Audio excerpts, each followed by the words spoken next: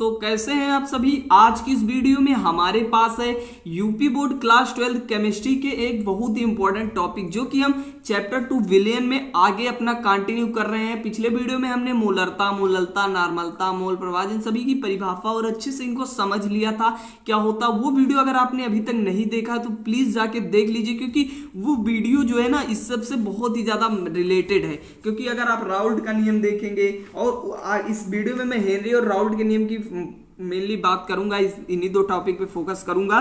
तो यहाँ पे जो है इन दोनों टॉपिक का बहुत ही मेल जोल है उससे, तो ये टॉपिक आपके लिए इंपॉर्टेंट होगा, तो वो वीडियो जरूर देख लीजिए। चलिए शुरू करते हैं आज का ये वीडियो, ठीक है।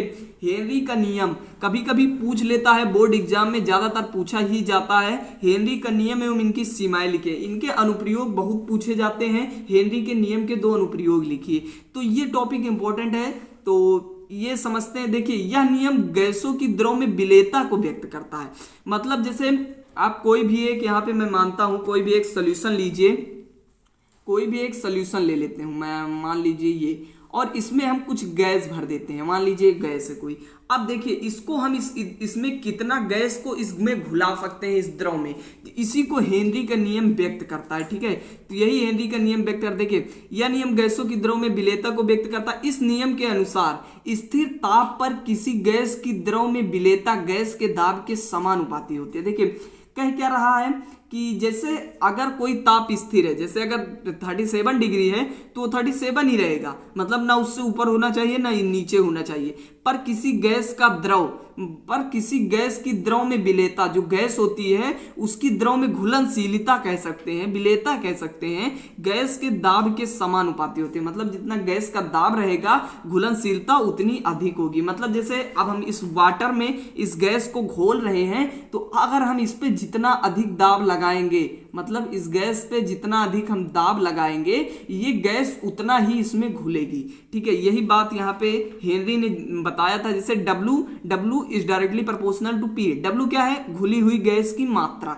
मतलब ये गैस कितना घुल सकते हैं, मतलब प्रेशर जितना ज्यादा रहेगा घुलनशीलता उतनी ज्यादा रहेगी। यही यहाँ पे व्यक्त करा। P क्या है? गैस का दाब, ठीक है। अब यहाँ पे W/P अगर हम इसे कर लें तो एक कांस्टेंट आ जाएगा, उसी को K कहते हैं, ठीक है। K कांस्टेंट है, इससे आपको कोई मतलब नहीं है। बस इतना बार आप लिख देंगे तो इससे ज्यादा आपको कुछ भी पूछा जाने वाला नहीं है। अब देखते हैं हेनरी का नियम के अनुसीमाएं क्या है। हेनरी के नियम की सीमाएं मतलब जैसे हो गया कि इनके नियम के मतलब किस किस चीजों पर लागू नहीं होता, सीमाएं का यही मतलब होता है, ठीक है।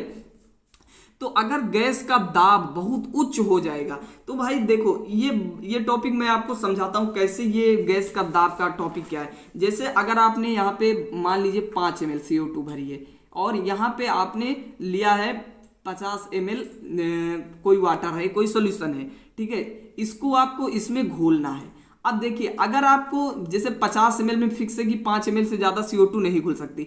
अब इस पे आप दाब कितना भी लगाइए, कितना अधिक अगर ज्यादा दाब कर देंगे तो उससे ज्यादा तो घुलेगी नहीं, क्योंकि जितना इसकी घुलनशीलता कैपेसिटी 50 ml में सिर्फ 5 ml ही घुल पाएगी, इतनी इसकी कैपेसिटी है, तो इससे ज्यादा नहीं घुलेगी। भले आप यहाँ पे 20 ml क्यों ना भर दो। तो बस यही बात है कि गैस का दाब बहुत अधिक होगा तो भी इसमें घुलनशीलता कम हो जाएगी। ताप बहुत कम नहीं होना चाहिए। जैसे अब मान लीजिए आप सोच रहे हैं कि हम 0 डिग्री सेंटीग्रेड पे कर दे, तो ये ऐसा नहीं होगा। ताप बहुत कम, एकदम मिनिमम होना चाहिए। रूम टेम्परेचर P ही होना चाहिए, मतलब कमरे का तापमान के बराबर 37 डिग्री अप्रोक्सीमेटली, या 25 वैसे रूम टेम्परेचर होता है, तो उतना होना चाहिए, ठीक है। इनके अनुप्रयोग क्या है? देखिए, मृदुपेय में, मृदुपेय मतलब क्या होता है? Soft drink. सॉफ्ट ड्रिंक का मतलब जो आप कोको कोला वगैरह ये पीते हैं, स्प्राइट हो गया, इन सभी का ये मृदुपेय है, ठीक है। CO2 की विलेयता बढ़ाने के लिए बोतलों को उच्च दाब पर सील किया जाता है। देखिए, जैसे आप कभी भी यहाँ पे जैसे मान लेते हैं ये कोई स्प्राइट का बोतल है, ठीक है। ये मान लेते हैं कोई स्प्राइट का बोतल है, ठीक है, जो आपने मार्केट से खरीदा अपना कोको कोला पीने के लिए, ठीक है।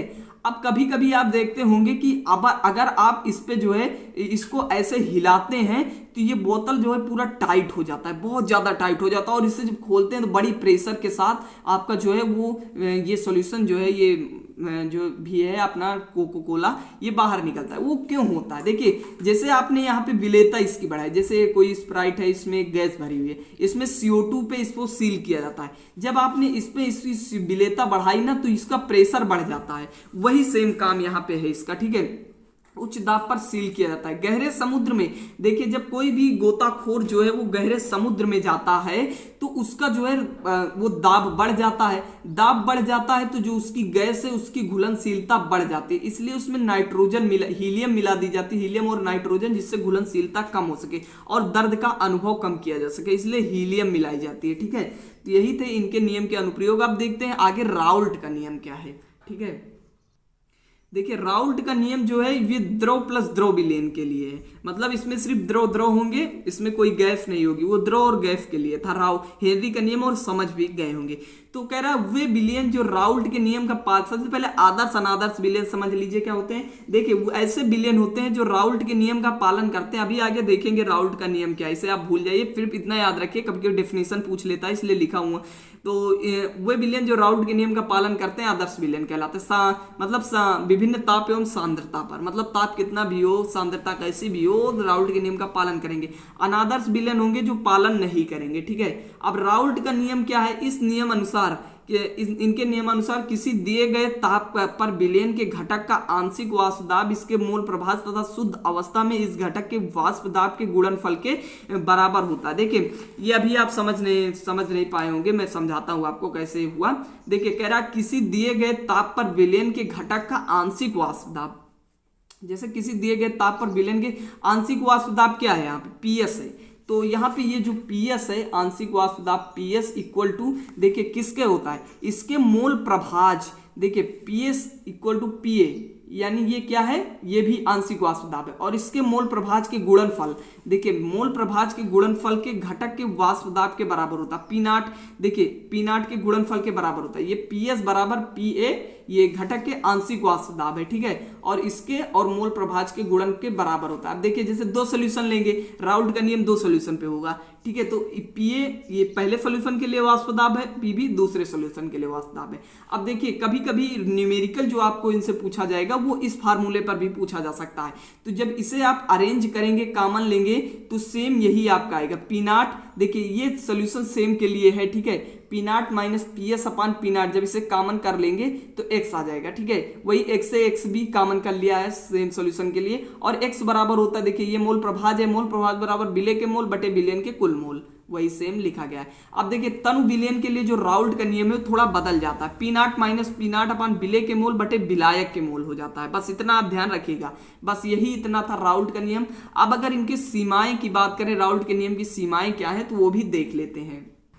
तो राउल्ट के नियम की सीमाएं क्या है, यह नियम केवल आदर्श विलयनों पर ही लागू होता है, कहते हैं अनादर्श विलयन पर बिल्कुल नहीं लागू होगा।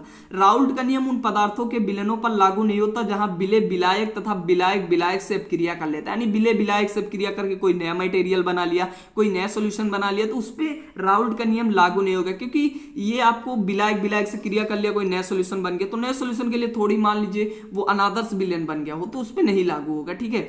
बस यही थी राउल्ट के नियम की दो सीमाएं, इन्हें आप लिख सकते हैं। देखिए एक सीमा ये हो गया, एक ये हो गया, ठीक है, तो इतना आप लिख देंगे तो आपका कोई भी नंबर काट नहीं सकते, तो लॉन्ग में नहीं आएगा, आएगा 2-3 नंबर में ही।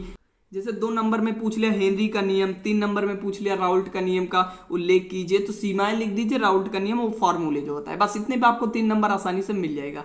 बस दोस्तों आज की वीडियो में इतना ही था। वीडियो कैसे लगा कमेंट बॉक्स में बताना, पसंद आए तो लाइक करना, चैनल को सब्सक्राइब कर लेना नए हैं तो। बाकी ये सारे नोट्स जो है वो आपको टेलीग्राम चैनल पे प्रोवाइड कराए जा रहे हैं, आप वहां पे आके देख लीजिए। चलिए मिलते हैं इसकी नेक्स्ट वीडियो में, तब तक के लिए बाय बाय।